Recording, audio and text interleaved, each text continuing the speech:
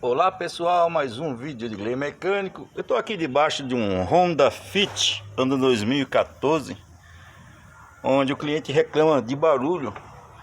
E o carro a gente vê que é um carro bem conservado, entendeu? E eu andei com o carro realmente, e tem um barulho enorme na suspensão aqui, um barulho bem insuportável, não é?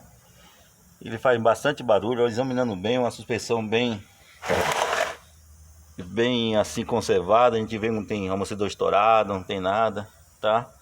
A gente olha o aspecto da bieleta também, não tem coifa rasgada, não tem nada, entendeu? Tá tudo certinho. Só que a bieleta ela engana um pouco, tá? Essa aqui também está boa, ela engana um pouco.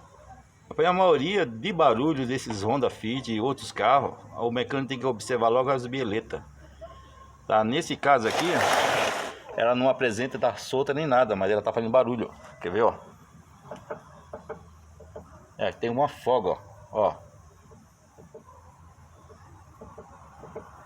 Tem barulho todo do carro do cliente, é isso aqui, ó. Primeiramente, sempre examinar as bieletas. Ela tá com aspecto bom, né? Não tá com rasgada a coifa, quer dizer que tá bem lubrificada. Só que ela cria essas folgas, entendeu? Ó, direto acontece isso aí.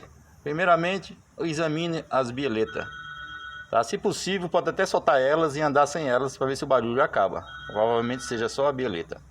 Mais um vídeo de Gley Mecânico, fica a dica.